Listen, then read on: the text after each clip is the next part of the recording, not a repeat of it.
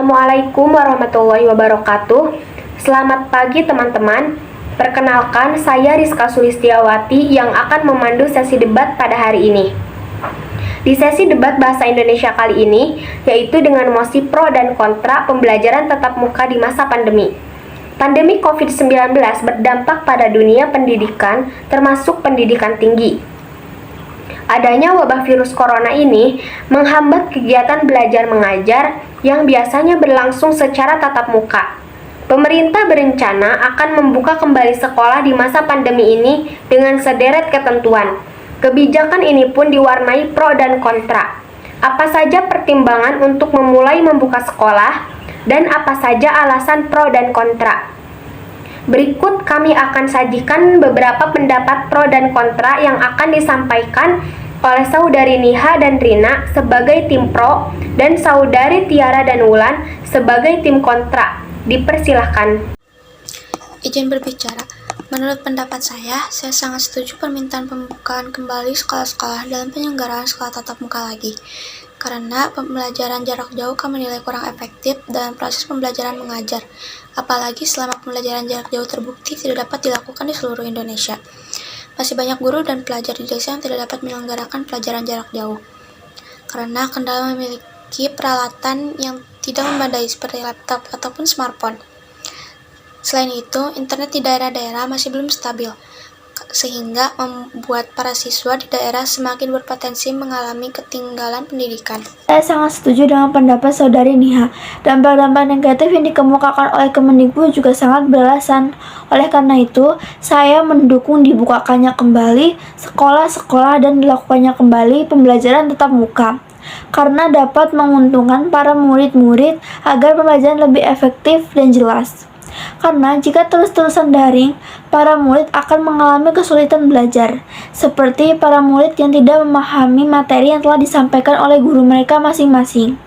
Dan tidak hanya para murid yang akan mengalami kesulitan, para guru juga akan mengalami kesulitan, yaitu ketika akan memberikan materi kepada para muridnya. Oleh karena itu, saya sangat setuju dibukakannya kembali sekolah-sekolah dan pembelajaran tatap muka. Sekian dari saya. Baik, terima kasih atas pendapatnya Saudari Niha dan Rina. Baiklah, sekarang kita akan mendengarkan pendapat tentang kontra pembelajaran tatap muka oleh Saudari Tiara dan Wulan. Baik, kami di sini akan menyampaikan beberapa argumen tentang kontra pembelajaran tatap muka. Hingga saat ini, kasus COVID-19 masih terus bertambah secara signifikasi Indonesia.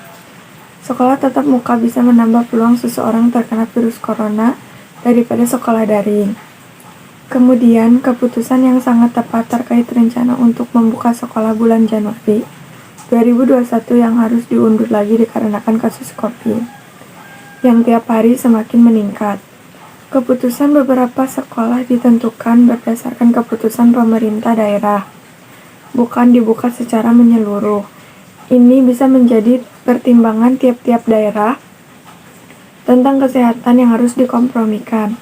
Pemerintah di Purwakarta juga masih belum mengizinkan untuk membuka kembali sekolah, dikarenakan kasus COVID yang tinggi.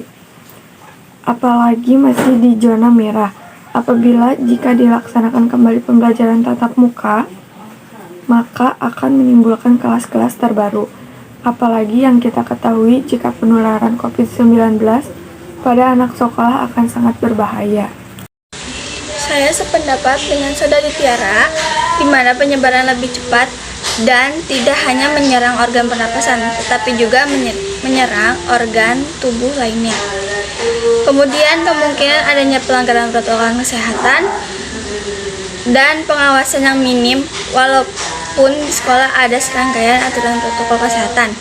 Sebagian besar belum tentu dilakukan 100%. Banyak pelanggaran yang dilakukan seperti ada warga sekolah yang tidak memakai masker, adanya berinteraksi atau tidak menjaga jarak di luar kelas maupun di kelas, dan lagi siswa yang harus naik kendaraan umum yang padat penumpangnya.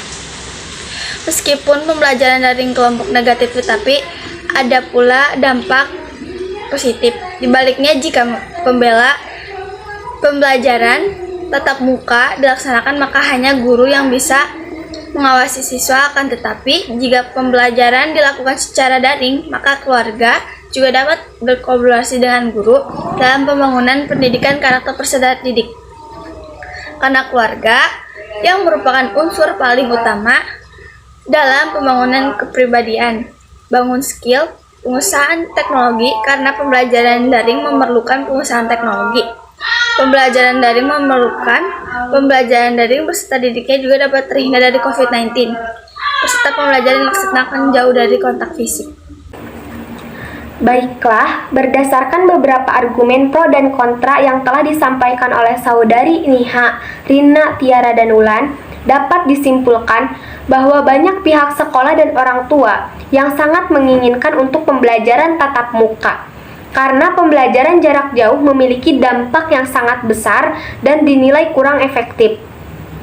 Pemerintah juga sampai saat ini masih belum mengizinkan pembelajaran tatap muka, dikarenakan kasus COVID yang semakin tinggi dan dikhawatirkan akan terjadi resiko-resiko yang sangat berbahaya. Dan juga dibukanya sekolah tatap muka bisa dilakukan dengan kerjasama antar pemerintah pusat, pemerintah daerah, pihak rumah sakit, dan masyarakat. Pelaksanaan tersebut wajib menerapkan protokol kesehatan yang ketat dengan 3M, yaitu mencuci tangan, memakai masker, dan menjaga jarak, dan serta mematuhi aturan pemerintah mengenai penyelenggaraan sekolah tatap muka.